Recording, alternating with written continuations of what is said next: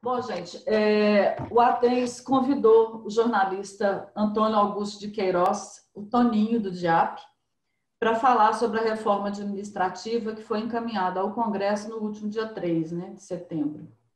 O Toninho é consultor e analista político, diretor de documentação do Departamento Intersindical de Assessoria Parlamentar, o DIAP.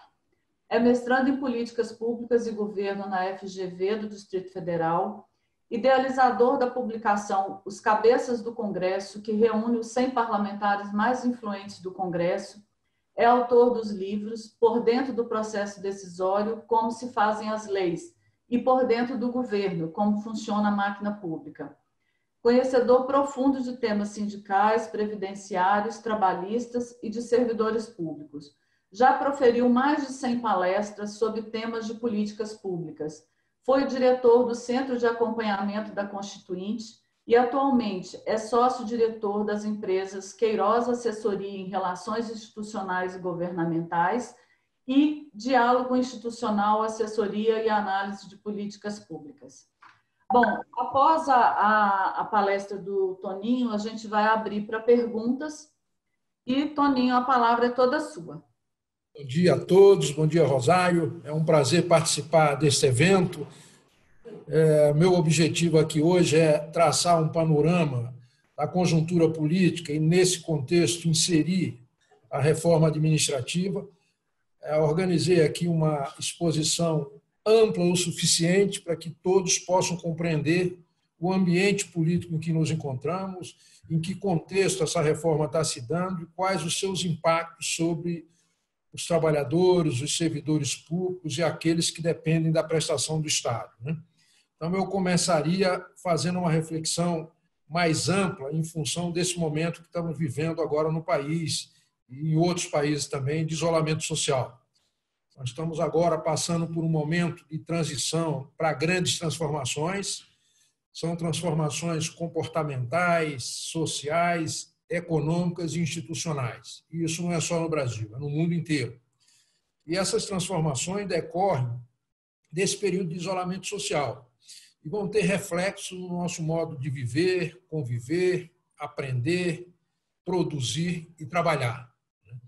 Passamos aí um período em que houve uma intensificação do trabalho via plataforma digital e aconteceu nesse período uma verdadeira revolução tecnológica, de inovação e de costumes, com servidores, empresas e trabalhadores do setor privado trabalhando home office por intermédio do teletrabalho. Se a gente somar a esse contexto de trabalho remoto, de trabalho de aplicativo, de trabalho por demanda, essa crise fiscal por que passa a União, veremos o quanto é preocupante essa reforma administrativa que sinaliza exatamente na direção da precarização das relações de trabalho, do aumento da automação e da digitalização dos serviços públicos.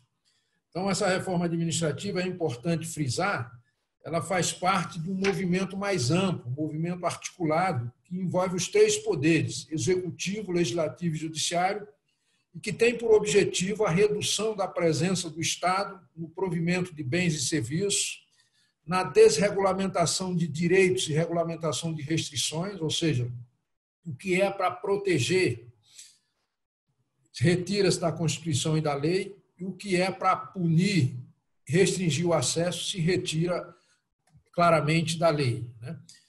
Se explicita, melhor dizendo, na lei. E também privatização.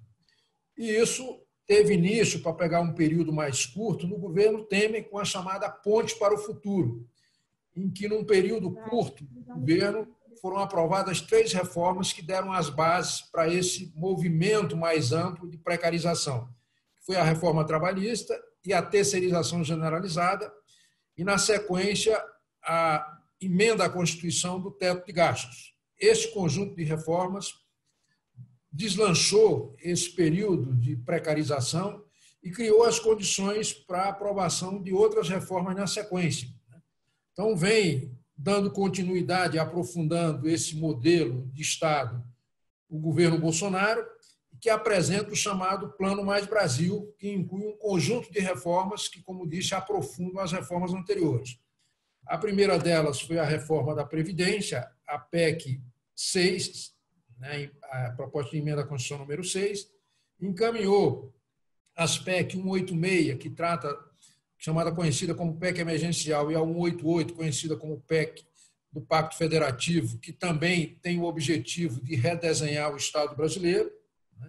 Então, essa reforma administrativa ela tem que ser analisada nesse ambiente, nesse contexto mais amplo de uma reforma do Estado e que deve ser analisada menos pelo que foi encaminhado e mais pelo que pode sair do Congresso, considerando o histórico de atuação do Congresso antisservidor, antisserviço público, né? Que é um Congresso que a gente pode classificar como liberal do ponto de vista econômico e fiscalista do ponto de vista de gestão. Então, para falar sobre a reforma administrativa, eu organizei aqui um roteiro com 4 tópicos. O primeiro, eu vou falar das motivações dessa reforma e o contexto em que ela está sendo encaminhada. O segundo, vou fazer um relato do que já foi aprovado com impacto sobre os servidores, para mostrar que o que está vindo aí é para valer. Depois vou falar de cada uma dessas PECs e, por fim, tecer considerações à guisa de conclusão. Então, no primeiro ponto, Rosário, eu queria chamar a atenção para as motivações dessa mudança na estrutura ou no aparelho do Estado. Desde a redemocratização no Brasil, talvez esta seja a conjuntura mais adversa aos trabalhadores, aos servidores públicos e a todos aqueles que dependem da prestação do Estado. Certamente nunca houve no Brasil uma ofensiva tão avassaladora sobre os direitos, sobre as políticas públicas e sobre o papel do Estado como se vive no Brasil nesse momento. Então, trata-se de uma ofensiva em bases neoliberal, que faz parte de um conjunto de reforma de mudança no Estado, com um brutal ajuste fiscal e que percebe única e exclusivamente a perna da despesa, não ataca o aspecto da receita, não se fala em trazer mais recursos, fala-se apenas em cortar gasto. E isso, a consequência disso vai ser naturalmente a retirada ou a redução da presença dos mais pobres no orçamento, porque se reduz a presença do Estado, se reduz o benefício social, os mais afetados são aqueles que dependem do Estado. Essa ideia de resolver os problemas fiscais do Estado com corte de direitos dos trabalhadores, corte de benefícios sociais, com reformas administrativas e previdenciárias, tem sido um verdadeiro fetiche, uma verdadeira obsessão de todos os governos, e do atual em particular. A diferença dos anteriores para os atuais é que os anteriores, pelo menos, davam uma fundamentação filosófica.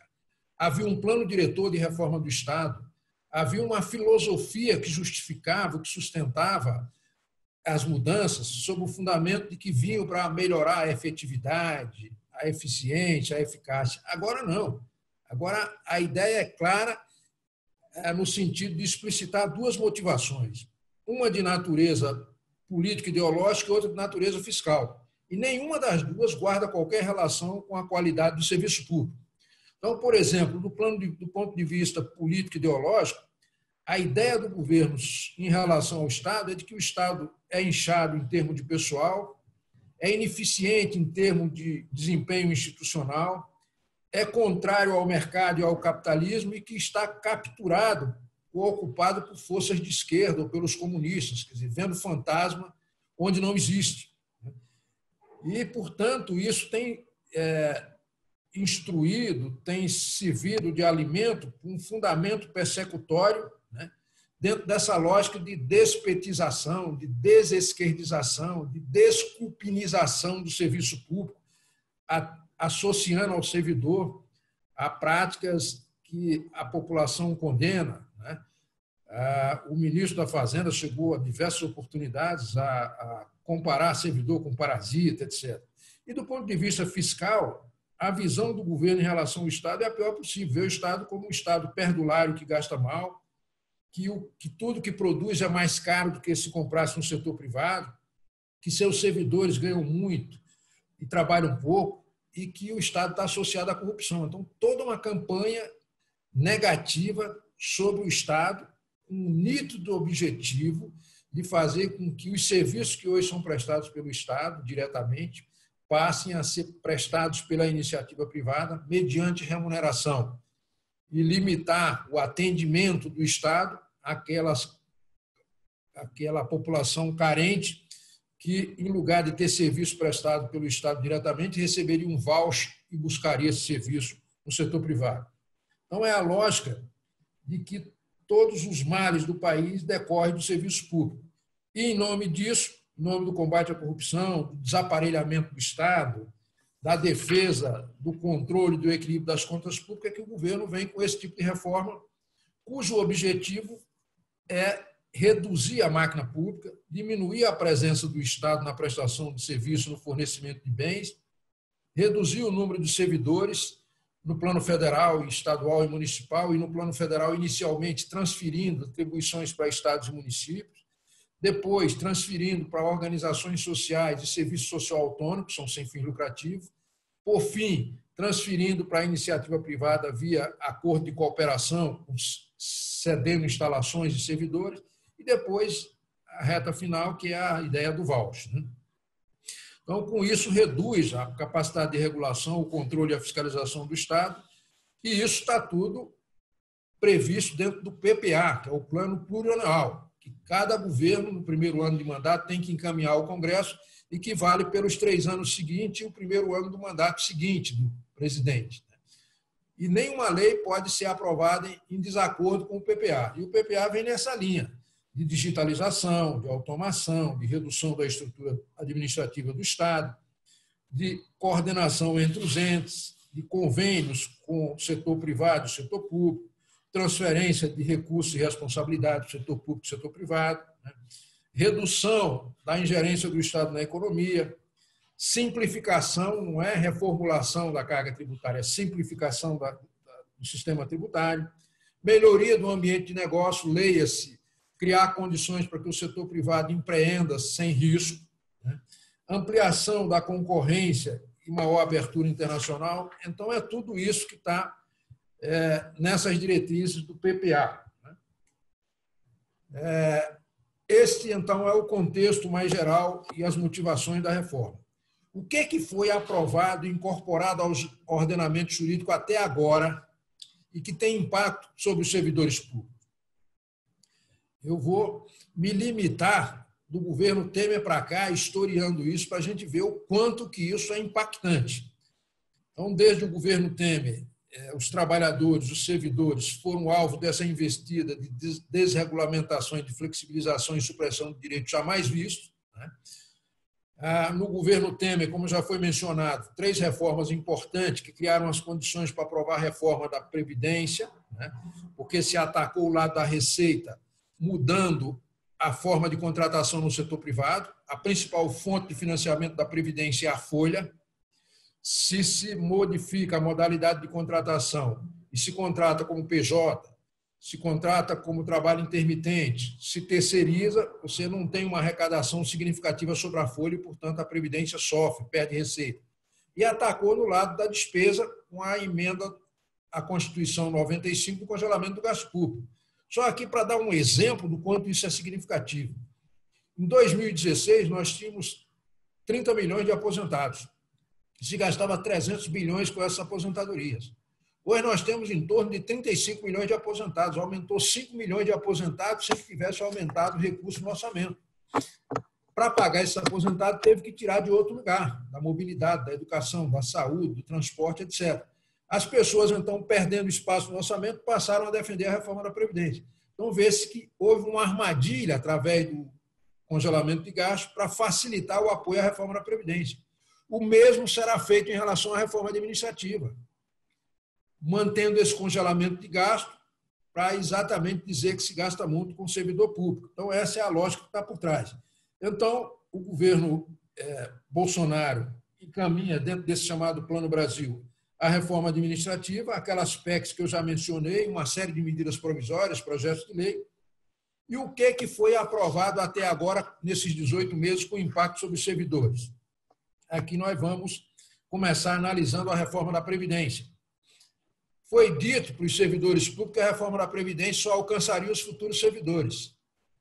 Quem é pensionista sabe o que isso significa. Quem teve o salário congelado, todos tiveram, sabe o que isso significa. Quem teve aumento de contribuição sabe o que isso significa. Porque a reforma da Previdência não alcançou só os futuros, alcançou os atuais, ainda vai alcançar, porque tem uma série de medidas que vão ser implementadas. Então, ela alterou os fundamentos do benefício, da concessão do benefício em 3 dimensões. Aumentou a idade mínima para a aposentadoria, aumentou o tempo de contribuição e reduziu o valor do benefício. Quem não tinha tempo para se aposentar ainda vai ficar por mais um grande tempo para se ter direito à aposentadoria. Autorizou o aumento da contribuição, a progressividade, já foi implementado. Mas tem 2 outras regras que estão autorizadas lá, que não foram implementadas ainda, que estão só esperando a reforma administrativa para implementar. Uma afeta os aposentados e pensionistas, que é a autorização, que está na emenda à Constituição 103, para reduzir a faixa de isenção de contribuição de aposentados e pensionistas para o regime próprio, reduzido do teto do INSS de R$ 6.101 para um salário mínimo, R$ 1.045. Isso significa aumento da contribuição previdenciária e, portanto, redução no provento dos aposentados e pensionistas. A segunda hipótese é que, se essa economia, uma redução na faixa de isenção, não for suficiente para equilibrar financeira e atuarialmente os regimes próprios, e isso não será, vai ser instituída uma contribuição extraordinária. Alguns estados já estão adotando isso. Então, está autorizado na reforma da Previdência. O governo aproveitou, e o Congresso também, uma lei que dava ajuda a estados e municípios que perderam receita com ICMS e com ISS, e incluíram lá um jabuti, um contrabando, que fez 2 reformas, 2 mudanças significativas na lei de responsabilidade fiscal. Uma de natureza permanente, que vai perdurar enquanto não alterarem essa lei, e outro transitório, que vai perdurar até 31 de dezembro de 2021. A de natureza permanente limita o reajuste, o parcelamento de reajuste salarial ao mandato do titular do poder. Então, se é o Poder Executivo, o parcelamento máximo será de 4 anos. Se for no Judiciário, o mandato do presidente do Supremo é de 2 anos, 2 anos. Se for no Ministério Público, 2 anos. Se for na Câmara, 2 anos.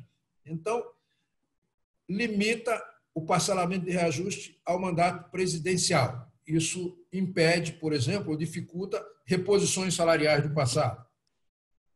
Proíbe qualquer pagamento com efeito retroativo. Suponha que em 2022 o governo resolva dar um reajuste.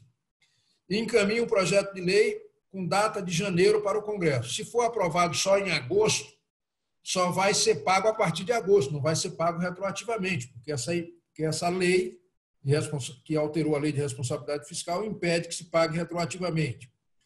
Estabelece para o futuro que sempre que for declarada calamidade pública pelo Congresso, com apoio do Congresso, suspende-se todos os benefícios dos servidores públicos, como esses que estão suspensos agora. É automático. E o governo vai utilizar qualquer motivo para declarar calamidade pública para fazer economia. E as mudanças transitórias, que valem até 31 de dezembro de 2021, são a proibição de conceder reajuste, inclusive revisão geral, de realizar concurso, de majorar ou atualizar auxílios como alimentação, transporte e creche. A única possibilidade que o servidor tem de ter algum ganho até 31 de dezembro de 2021 será através da progressão e da promoção, pelo menos essas conseguiu salvar lá nessa reforma. Então, isso é apenas um histórico do que já foi aprovado, que está em vigor. Isto exemplifica ou serve de alerta para o que pode vir aí. E aí passamos, então, a analisar o que está em tramitação, o que pode afetar o servidor e o que ainda é possível evitar que aconteça. O que tem em tramitação? Tem o chamado Plano Mais Brasil, que faz parte dele 3 PECs, a PEC emergencial, a PEC do Pacto Federativo, as 2 estão no Senado, e a PEC da reforma administrativa que está na Câmara. São essas 3 medidas. As PECs que estão no Senado são mais graves do que a reforma administrativa. Por quê? Porque elas estabelecem a seguinte regra. Elas estabelecem lá o seguinte: Se o governo estourar o teto de gasto, e já estourou, e vai estourar nos próximos 3, 4, 5 anos, dispara um gatilho impedindo que haja qualquer aumento de despesa permanente. Toda a despesa permanente, seja de pessoal, seja o que for. Então, ficam suspensos todos os reajustes de tudo, absolutamente tudo, suspende tudo. Se houver quebra do teto de gasto. Se o governo ultrapassar o limite da regra de ouro. O que é a regra de ouro? A regra de ouro é uma regra que está na Lei de Responsabilidade Fiscal que diz o seguinte: o governo não pode se endividar para a despesa de custeio em montante superior àquele montante reservado para investimento. Qual é o fundamento disso? É que, se endividar além do que gastou em investimento, esse endividamento só prejudica, só beneficia a atual geração. E a futura é que vai ter que pagar essa conta. Enquanto que, se endividar apenas até o limite de investimento, as futuras gerações também se beneficiam desse investimento. Veja que é uma lógica que pode convencer muita gente. E o governo tem ultrapassado o limite da regra de ouro reiteradamente. Mas, como não tem punição, não tem gatilho, ele baixa um crédito suplementar e resolve o problema. Agora, se aprovar, essa emenda vai disparar o gatilho suspendendo. E se ultrapassar o limite do teto de gasto com o pessoal. Então, são essas 3 hipóteses em que suspende tudo. Além disso, autoriza a redução de salário com redução de jornada em até 25%. Isso é o que prevê essas leis, essas PECs que estão no Senado. Além disso, elas proíbem que o judiciário possa tomar decisão judicial sobre qualquer tema se não houver prévia, expressa e suficiente previsão no orçamento para pagar essa despesa. Ou seja, é um negócio completamente absurdo. Ninguém tem bola de cristal para prever que daqui a 20 anos uma decisão judicial sobre um direito que deixou de ser cumprido, o governo vai alocar o recurso, vai estar lá no orçamento. Loucura completa. Então, essa é a PEC. Ela suspende tudo, inclusive progressão. É mais grave do que o que está hoje. Do ponto de vista da reforma administrativa, então você tem lá no Senado essas PECs que são muito graves e que não estão chamando atenção para elas. São mais graves do que a reforma administrativa. E do ponto de vista da reforma administrativa, é uma reforma que o governo diz que não vai atingir os futuros servidores. Então, eles apresentam os princípios mais gerais, dizendo que há mudanças com alguns princípios na administração pública, a inclusão de novos vínculos para substituir os cargos atuais, introduzir um período de experiência, parece uma coisa inofensiva. Mas, quando a gente vai analisar, a gente constata, por exemplo, que a PEC da reforma administrativa acaba com o regime jurídico único. Ela institui 3 novos regimes estatutários em seu lugar. Um que prevê contratação por prazo indeterminado, um que prevê contratação por prazo determinado e um que adota os chamados cargos de liderança e assessoramento. Então, em relação aos prazos, aos contratos por prazo indeterminado, cria 2 tipos de servidor. Os servidores ocupantes de cargo, não é carreira, é cargo típico de Estado, que tem uma estabilidade mitigada, e o restante, 90% dos servidores, são contratados por prazo indeterminado, mas sem estabilidade. Esses cargos com estabilidade, que são batizados de cargo típico de Estado, eles se limitam, portanto, aí a algo como 10% desses cargos. E o ingresso neles se dá por concurso de prova ou provas de título. Mas o fato de passar no concurso não significa que vai ocupar vaga. Em primeiro lugar, porque haverá um período de 3 anos, 2 dos quais a pessoa é contratada como trainee, um período de experiência de 2 anos, é submetida a uma avaliação de desempenho e, se tiver desempenho suficiente, passa para o estágio seguinte, mais 1 ano de estágio probatório, que também tem que ter desempenho suficiente, e, passado essas 2 etapas, os mais bem avaliados serão efetivados e os demais dispensados. Significa dizer que vai ter mais trainee do que vaga do edital do concurso. Então, isso para a carreira de Estado. Para a carreira que não é de Estado, ou cargo que não é tipo de Estado, Os demais, sem estabilidade, tem um período de trainee, de experiência de 1 ano, se for bem avaliado, também se escolhe os mais bem avaliados e efetiva dentro das vagas. Os demais são dispensados. E, no caso por cargo dos contratados por prazo determinado, é um processo seletivo absolutamente simplificado. E, em relação aos chamados cargos de liderança e assessoramento, ele substitui as atuais funções e cargo de livre provimento. Então, aqueles cargos de direção, chefia e assessoramento vão ser ocupados agora por gente de fora da máquina, porque para esses cargos de liderança e assessoramento se incluiu uma série de atribuições que antes eram privativas de servidores, como atribuições estratégicas, gerenciais e técnicas em várias áreas, com poder de polícia, fiscalização, em vários campos. Então, se amplia esse escopo e se elimina a reserva legal constitucional que hoje garante que esses cargos eram ocupados por servidor de carreira. Então, eles passam a ser ocupados por gente recrutada na administração pública. E os ocupantes de cargo de liderança e assessoramento, seja de carreira ou não, eles podem ser demitidos, podem ser desligados por razões políticos eleitorais.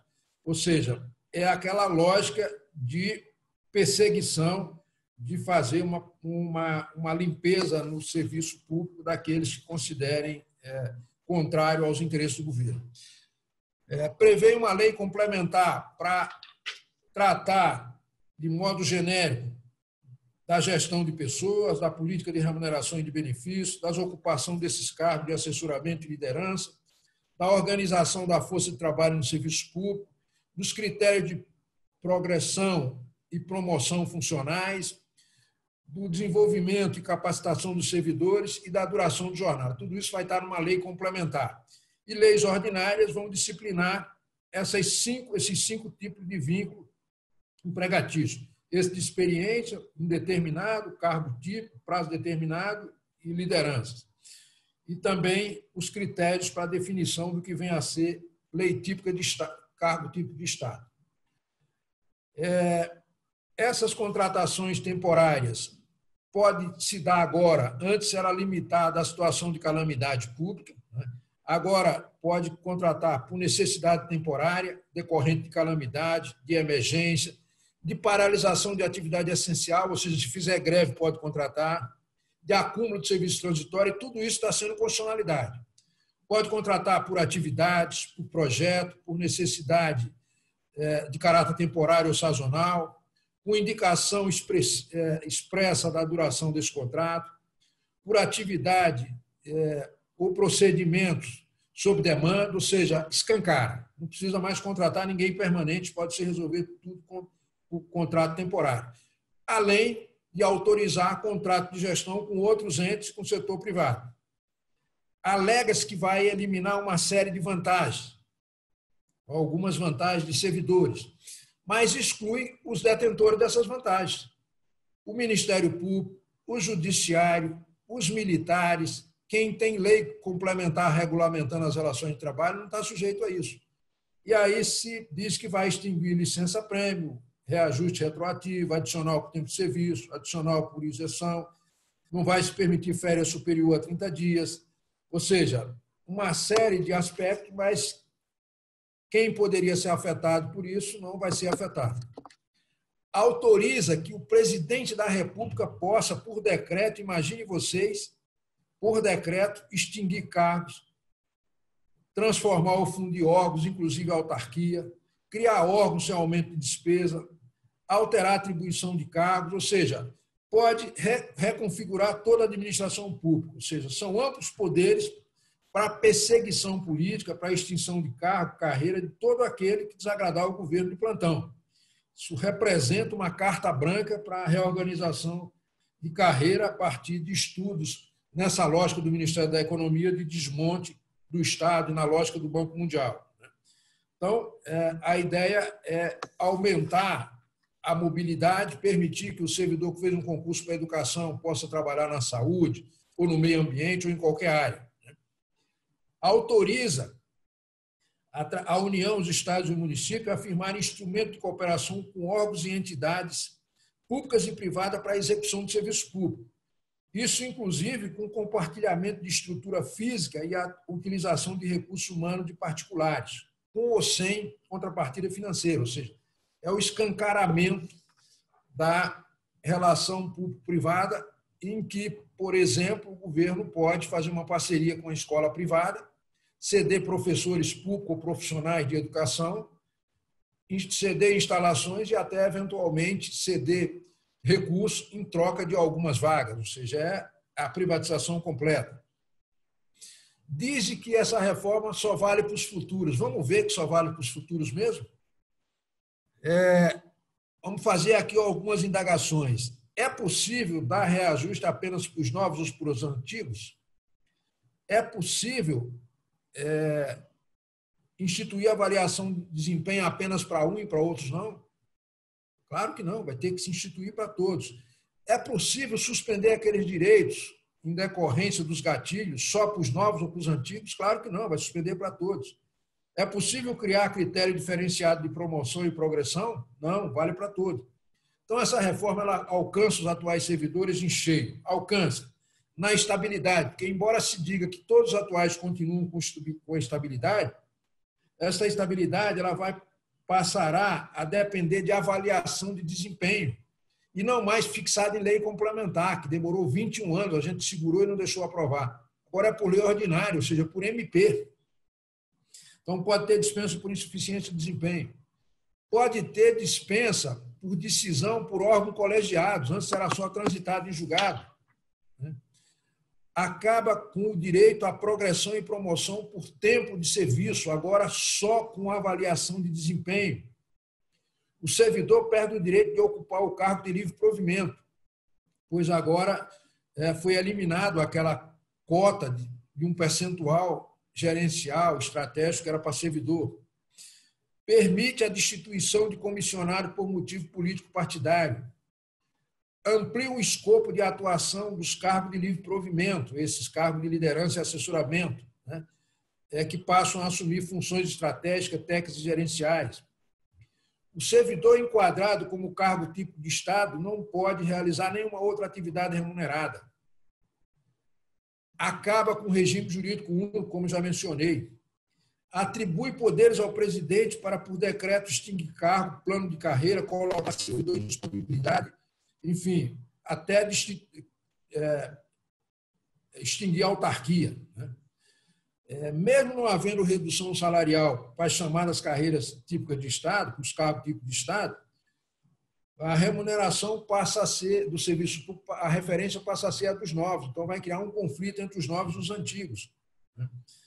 Alguém, se precisar se licenciar para exercer mandato sindical, político, estudar ou acompanhar parente, perderá o direito de receber retribuição de posto comissionado, gratificação de exercício, bônus, honorário, parcela indenizatória, etc. Ou seja, são muito poucas as medidas que vão se aplicar apenas aos novos. Os antigos, os atuais, todos serão afetados. E muita gente diz, bom, essa reforma vai ser mais difícil de ser aprovada do que a previdenciária. Será? Vamos ver aqui alguns aspectos. A previdenciária não alcançou estados e municípios. Então, governadores e prefeitos não pressionaram para a sua aprovação. Agora, governadores e prefeitos vão pressionar pela administrativa. O Centrão, na época, era oposição, agora é base do governo. O conteúdo da reforma anterior era abrangente, e mesmo assim, se era mais abrangente, ela conseguiu ser aprovada. Essa que alcança só os servidores terá mais facilidade, certamente.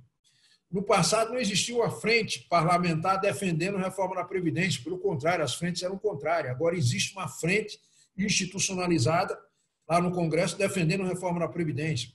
Ontem mesmo já foram apresentadas umas 15 emendas para alcançar claramente todos os servidores, inclusive tirar a estabilidade, permitir redução de jornada. Então, é uma proposta que o presidente da Câmara quer acelerar a sua tramitação. Então, se vê que alcança todo mundo. E se não bastasse tudo isso, o governo ainda pretende encaminhar de novo o regime de capitalização para o regime próprio, né, para o regime geral de previdência, e adotar a carteira verde e amarela, fazendo uma ampla reforma trabalhista e estendendo aos servidores públicos. Então, como se vê, Rosália, é uma reforma muito abrangente que atinge todos os servidores públicos, atuais e futuros, e que tem esse escopo de desorganizar a administração pública. Então, eram essas as reflexões que eu gostaria de trazer para que vocês tenham clareza do contexto, do conteúdo e dos objetivos dessa reforma, quais os seus impactos sobre os servidores públicos e sobre o serviço público, e me colocar à disposição para a fase de perguntas. Muito obrigado.